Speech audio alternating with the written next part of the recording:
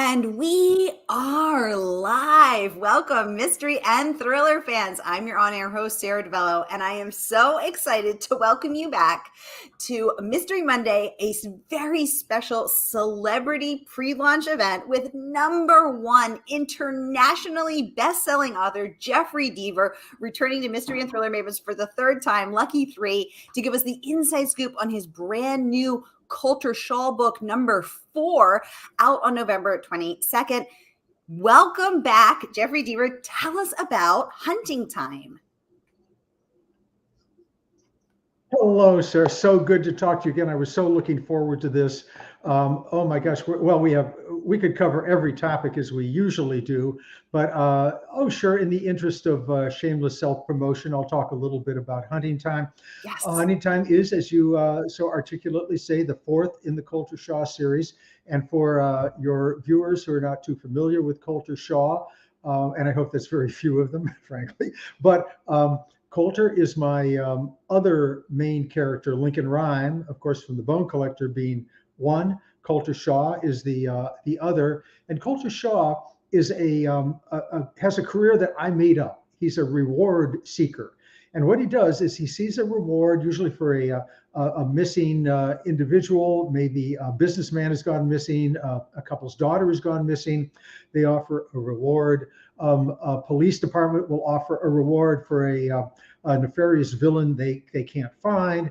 A prisoner will have escaped, and the prison warden posts a reward. So Colter travels around the country to find these missing individuals. He's like a modern day gunslinger. Instead of riding in on his palomino, which I believe is a horse of some kind. It could be a cow. I'm not too familiar, but some animal of some kind in the Old West. He's got a Winnebago camper, and but a Yamaha motorcycle, which kind of corresponds to the horse. And Hunting Time is the 4th in the series, and it finds Colter Shaw. I'll be very brief.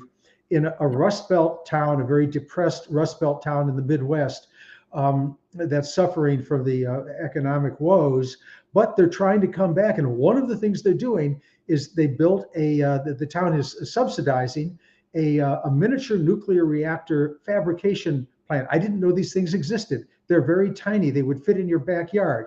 The fact is they're 60 tons, so you couldn't carry it around with you, but it's an actual game-changing nuclear reactor. These things are real, but a part has gone missing, a vital part stolen by somebody, don't want to give away who, and Colter Shaw gets on the case to try to track down this part. And your readers, or I'm sorry, your viewers are thinking, oh, that's the story. No, it's not. That's like the first 2 chapters. Then the story gets going because I change directions like I do in all my books. 90 degrees or 97 degrees or whatever the degree change is.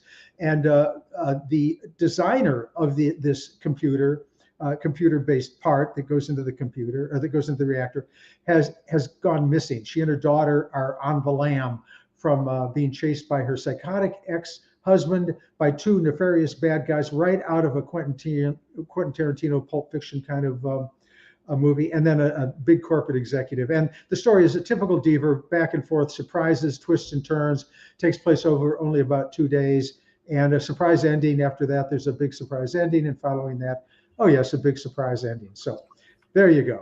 I promise my next answers will be considerably shorter. Don't worry. Oh my gosh. Well, Jeff, I think that we would all lean in to hear you read the phone book. So to hear the inside scoop on Colter and about this book, I mean, we are all here for it. We're so excited. And the questions and comments are already pouring in, so I'm going to get right over to those. So if y'all have been here before, you know how this works. Every Mystery Monday, I give you my hand-picked featured authors, and you get to ask them anything. So this is your chance to ask #1 internationally best-selling author Jeffery Deaver's anything you want about Colter Shaw, Lincoln Rhymes, his process, his short stories, anything that you'd like to know. He has a fascinating process, and we're going to get into that later. Sherry Brown, welcome to the conversation, saying hello to you both. She is joining us from Mooresville, Indiana. Sherry, welcome to the conversation. Sharon says hello from Minnesota. Hi, Sharon. Welcome back. Hello. Good to see you. Hi, Sharon. Yay. We have Lisa Mary saying, hi, it's great to see you again, Jeffery Deaver. I sure miss the Poison Pen where I met you several times when we lived in Arizona. Good to see you. I like the picture too. Isn't that great? Isn't that a great? I like that picture too. Sarah Tully joining us live, saying hello from Louisiana. Sarah, welcome to the conversation. Thanks for joining us today. And I love etouffee, by the way. Just thought I'd throw that out since I'm sitting in my kitchen at the moment. Oh my gosh, crawfish etouffee or shrimp etouffee or any etouffee. So Any etouffee. If it starts with an E and ends with a fay, I love it. So Jeff is a consummate chef. For those of you who don't know, Jeff excels at cooking and at barbecue. He is quite the Renaissance man. Sherry saying, OMG, your new book sounds wonderful. Sherry, we agree. Sylvia joining us from Omaha saying, hello, welcome, Sylvia. I love your little dog profile picture. Love that. Yes. Jeffrey is a consummate dog dad, a fan of dogs. Lisa is saying hello from South Kentucky. Great to have you here. Sherry would like to know, Jeff, if you could choose one of your characters for a day, who would you choose and why? Oh my goodness. That's having written 45 novels, about 90 short stories. That's a lot of people to choose from. And me being an introvert, I would have to pick somebody like, I think I would pick a character from one of my earlier books, Catherine Dance. I don't know if you're familiar with her, but she's a California Bureau of Investigations investigator out in California. And because she lives in Carmel, what better place to go visit and hang out with a character? Well, what a perfect answer, because actually, so I have a private Facebook group for mystery and thriller fans, and I let people submit questions in advance. And Mike O'Neill said he's at work, so he couldn't be joining us live, but he'll be watching the replay. And his question is, will there be another Catherine Dance book? Well, and I'm sorry, was the name Michael? Did I get that correct? So that's the second part of the comment. So his name is Mike O'Neill, and he said that he loved that you had a character that shares his name. So tell us. That's absolutely right. Well, I'll tell you, and this is on a not a sober note, but a practical note. I'm a business person, and like all business people, whether he or she is involved in the toothpaste business or automotive products or books, we have to look at the market. And if the market is in one area is lower than I or a manufacturer would be able to devote time to, we have to move on. And to be honest with you, the Catherine Dance books were very well received, but by a very small market. And because there's nothing wrong with this, but some authors will hire on to have somebody write the books with them. And I can't do that simply because I don't play well with others. It's not a moral decision, for heaven's sakes. If you want to work with somebody, please work with somebody. That's great. James Patterson has done such a wonderful job bringing other authors into the fold. I don't work quite that way. So I do have some Catherine Dance books planned. But curiously, Mike, now that you mentioned that, I can't give any details away, but what did I get about 4 days ago? But an email from a well-known studio in Hollywood asking if Catherine Dance was available potentially for a streaming TV series. And my answer was to debate about a half second and say, yes, here's my agent, let me know. And did I mention business? Yes, if a TV series comes out, then the book comes back and there'll be other Catherine Dance books. Just like, before I forget, excuse me, Sarah, jumping around a bit here, Colter Shaw, The Never Game, the first in the series, will be on CBS next year, a series starring Justin Hartley, the great actor from This Is Us. So we've got that coming up later in the airtime will be sometime next year. Oh my gosh. Remember, everybody, you heard it here first on Mystery and Thriller Mavens. I always ask everyone to share at least one secret, and the secret doesn't get any better than Hollywood calling Jeff 4 days ago to ask about Catherine Dance. on the screen. This is so exciting. Oh my God. Congratulations, Thank Jeff. you. This is so fabulous. And everybody is so excited.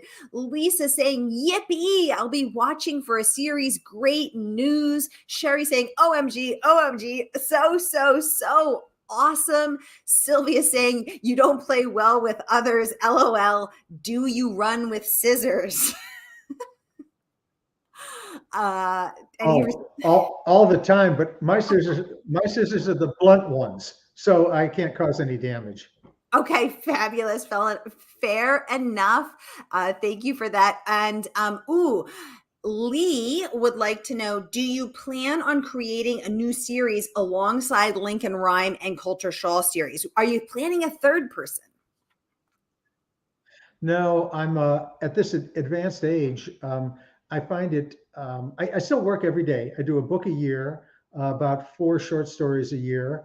I have the energy to do that, but the idea of a third series is a little bit daunting, frankly, because one of the things I've learned about this business is if you're going to do it, you have to do it right, and that involves, and for me at least, not for every author, that involves outlining the books to a great extent, doing a lot of research, rewriting the books many times. And I love it. I enjoy it. But the old bones occasionally catch up with you. So I think the 2 series and the short stories are probably going to be it until now. For now, until of course Hollywood calls and says, Jeff, do you want to act? At which point I will volunteer to be a dead body on one of the TV shows. And I look forward to the cameo by Jeff Deaver playing a dead body, a mummy perhaps. Oh my gosh, I'm so excited. Wow. So Lee, thank you for the great questions. Thank you all for the questions. So Jeff, 4 short stories plus a novel a year. Let's talk about that. So first of all, you shared before when you were here that you have an extensive outlining process taking up to 6 to 8 months and typing 180 pages, up to 180 pages in plotting. Can you tell us a little bit more about that process?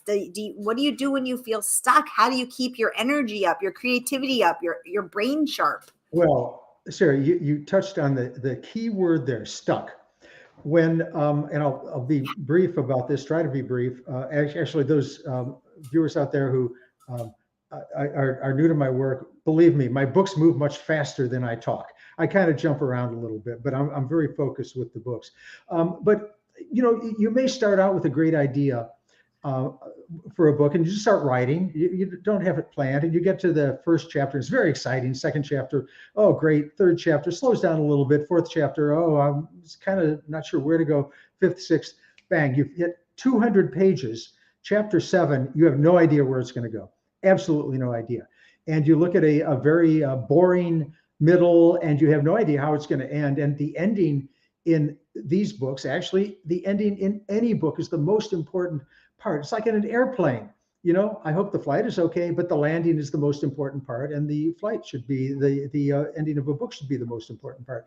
And so you have no idea where it's going to go. But if you do the outlining ahead of time, then you can see where the story is going to go and where it's going to fall short. So you can spend maybe a week outlining, or you can spend 6 months writing pages that you're going to have to throw out. You know what? Throw out, I don't know, a dime's worth of Post-it notes and start over again. That's why outlining is so important. Thank you so much for saying that, Jeff, because I know, and I am only just finished my second book, so I'm 43 Congratulations. books. Thank you. I'm 43 books behind the Grand Master of Mystery here. But I didn't outline, and it was so miserable and so painful. I swore I would never not outline again, because the feeling of being stuck is so brutal that I will never do it again. So well, I must say this, that when I teach my course in writing, I begin by saying, whatever works for you works. I mean, nothing is more subjective than writing. And a couple people you may have heard of who don't outline: George R.R. Martin, Stephen King, Lee Child, Michael Connelly.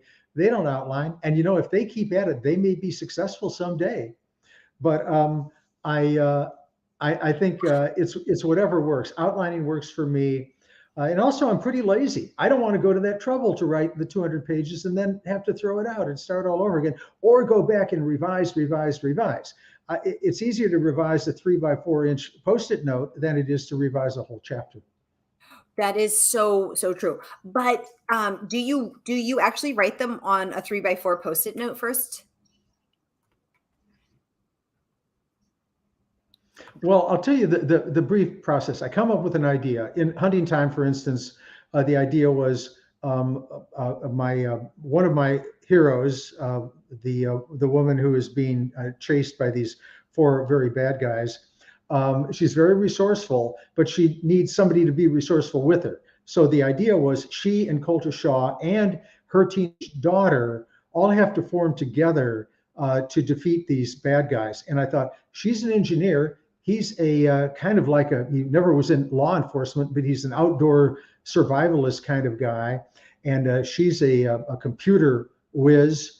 And her daughter's an angst-ridden, angry teenager. What a wonderful threesome that is.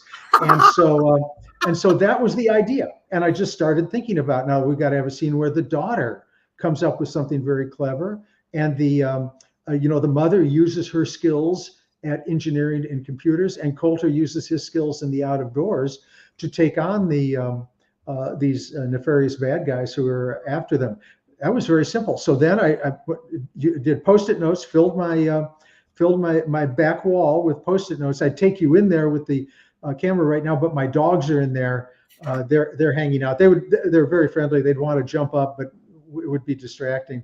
The Post-it notes go up on the wall. Then after about, I guess, 2 months, the Post-it notes are all done. Then it goes to the computer, and I do an official outline. And it's not like, your 7th grade Sister Mary Elizabeth's outline, Roman numeral 1, uppercase A. It's just bullet points. And but it's every scene, and that's why it's 130 to 180 pages. And it's so much easier when the book, when the outline's done, then the book comes very easily. I may wake up one morning, the sun is shining, birds are singing. I look at my outline. Oh, I've got to kill somebody that day. I just don't feel like it. When I want to kill somebody is when my cable goes down and I'm not able to do what we writers all like to do, be distracted from writing by watching YouTube, specifically the videos of baby goats in pajamas. If you haven't seen them, they're just so much fun. And I can waste hours doing that. But those are when the cable's out, then that's when I want to kill somebody. And if the cable company doesn't come right on time. And guess I'm not going to mention any cable companies by name. Actually, sometimes I do, but since this is being broadcast, I won't.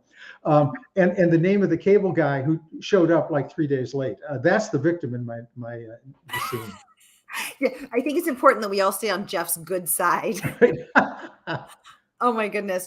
Liza says she is loving this conversation. Hi, Liza. Thank you so much for joining us. Liza. Hi, Liza. How you doing? I know Liza, sure. We have a mystery user saying hello. Hello, mystery user. We have Nikki Miracle. She's a fabulous bookstagrammer. She blogs under the name Graciously Booked. Hi, Nikki. She says, hello, friends. Hello, and I love your handle, Nikki. Isn't that a great handle? And I asked her one time, I said, because we are, we're Booksta friends and Facebook friends. And I said to her, is your name really Miracle? Is that you just have the coolest name ever? Or is that like your stage name? And she was like, no, that's my real name, which is the coolest thing ever. I love it. Yay. Liza's sending us all the love and celebration. Sylvia saying, you must be an amazing party guest. You are hilarious. Yes. So I totally agree. So Jeff, if you were planning a mystery dinner or a literary dinner, who are the 5 writers, dead or alive, that you would want to cook for and have at your party? Well, I'm glad you said, writers, because of course, my mind went immediately to Hannibal Lecter, but he was, of course, not a writer, so I can take him out. Oh my gosh, there are just so many of them. I mean, probably my favorite thriller author of all time was John le Carré, David Cornwall, who we sadly lost a few years ago. John D. MacDonald, I loved. I know Lee Child. He's great. Karen Slaughter. She is so much fun. I love her. Great writer. Um, Shakespeare, of course. And this is a story that not many people know, but I am descended from the 17th Earl of Oxford, Edward Deaver. And he is the person whom some people, including my cousin, who's a little wacky conspiracy guy, believes wrote the Shakespeare plays. And this is a meme. This is a thing that goes throughout history. He didn't. We've researched that and found out that Edward de Vere did not write the Shakespeare plays, largely because he offended Victoria and was beheaded 5 years before the last play was written. And he didn't write them and keep them in a drawer, as has been suggested. But I'd get Bill there, and I hope he'd be somebody like David Mitchell. If you haven't seen Upstart Crow, the TV show, actually it's a British BBC, I think, show about one of the funniest things I've ever seen about Shakespeare's life, fictional, of course. I think I would love to have Shakespeare come too. I think that leaves one less, probably Gertrude Stein, because if we don't need mystery writers. But of course, I think of the salon world from the Hemingway days, and I would rather have Stein there than Hemingway, frankly. So I think I maybe have 6 there. But anyway, that would be a fun dinner party. And what would you, a consummate chef, a barbecue master, a grill master, what would you cook, Jeff? Sarah, I was going to tell you, I've cooked all my life, and I cook anything. I mean, I made Indian the other day. I made what did I make? French. I love French cooking. And I will say, I was thinking about opening a restaurant, and many people do this. I'm certainly not a celebrity, but many people have other careers, open a restaurant on the side. But I did some research, and it turns out that from what I know about restaurants and my research, they lose money. They all lose money. The clientele is rude. You have to serve the food they want, and you have to serve the wine that they want. Well, Right. what's the fun in that? So I thought, what I'm going to do? I'm just going to have a dinner party once a week. I'm going to lose money. It's the same thing. I can serve what I want. Nobody dares be rude to me because I'm giving them food, and I get to serve the wine I want. So I eliminated the middleman, and it worked out quite well. But for the, I'm in North Carolina. I live a few places. I'm in North Carolina at the moment, but I would probably make the crew North Carolina barbecue, and I'm going to offend a lot of people out here. I know, but the only barbecue is mustard-based barbecue, sweet and sour mustard-based barbecue, and I'm sorry, your board is going to light up with that. Especially people from Arkansas, especially people from Tennessee. But I'm sorry, I will stand by my mustard-based brown sugar barbecue. Ooh. Oh, there we go. Okay. Oh, Okay. Sarah, you just put that, Sarah. I was looking to see. I don't have my good glasses on. I said, "Oh, Sarah, what a coincidence! Somebody has your same name." Hey, I'm just putting it out there. We have another mystery guessing. What a great party that would be. Lee Child is always fun.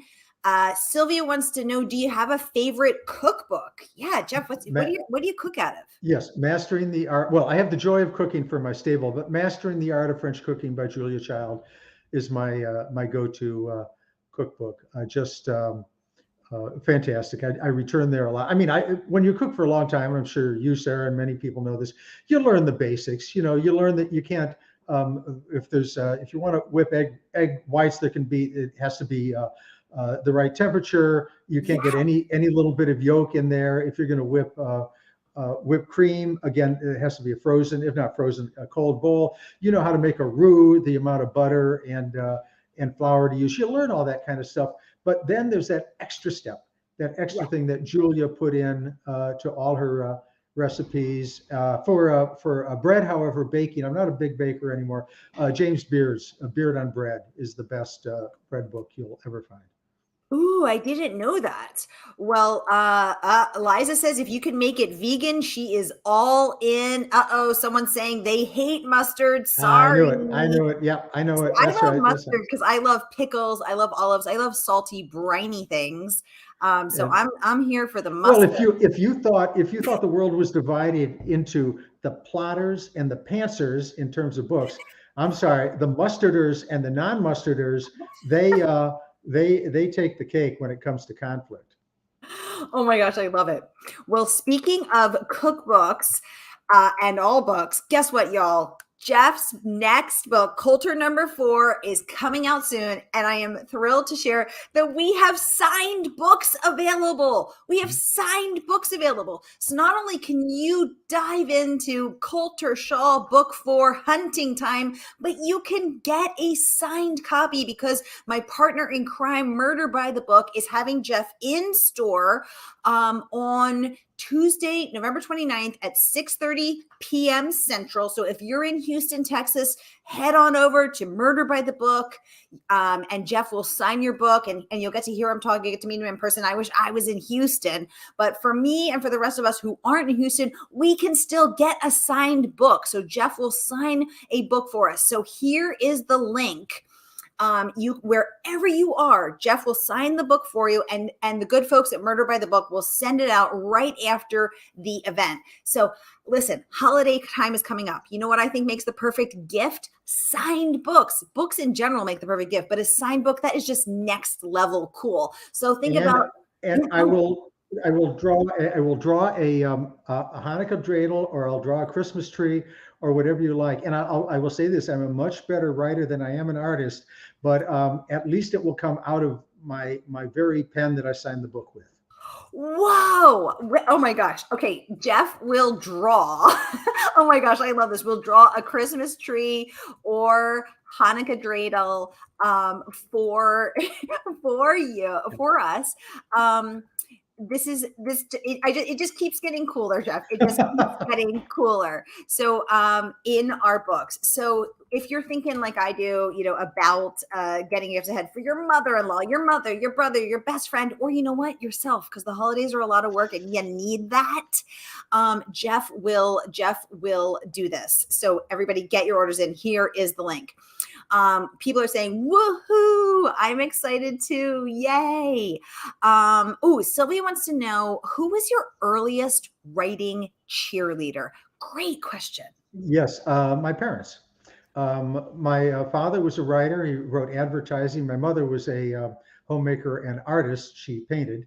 My sister, Julie Reese Deaver, a young adult, very accomplished young adult writer, she got not only the writing gene, but the art gene. Oh, and the music gene too. She can sing like nobody's business. Anyway, our parents encouraged creativity. And I'll tell you a very interesting, I guess you can call it a rule in the household. I was born in 1950, so came of age in the 50s and 60s. And my parents had a rule in the house that books were special and we could read any book we could get our hands on. But there were some movies we weren't allowed to see. Now, this was rather ironic because back then in the 1950s, it was post-Hayes Commission, but there were rules and regulations about movies. There was no intimate relationships. The violence was all like this, and the bad guy would fall over. None of the blood we see nowadays. All of that was off camera. Anyway, a lot of political incorrectness, that's true, but we were not very aware of that at that point in time. But we could read any book we wanted, including Anais Nin, including Henry Miller, including all the James Bond books. And so, of course, I'm like an 11-year-old boy. I'm reading James Bond. Oh my God, he kissed a girl. Oh, hate it. Don't want anything to do with that book. 3 years later, it was different. I was thumbing through the book to find those scenes again. You understand that, of course. But this idea that a book is a good thing, and that we should not only treasure them, and we had books all over the house. We should not only treasure them, but we should lose ourselves in them. We should read them. And I think it was Ray Bradbury said, we as writers must wear books upon our heads as hats. And from that love of books, make a new world.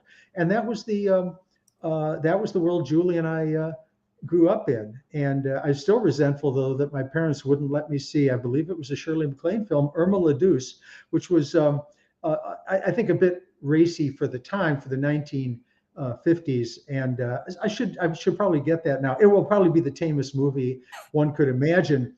But I'm glad you brought that up, because not that I'm resentful about it, but I just think I'd probably like to pick that one out and see what I missed when I was 9 or 10.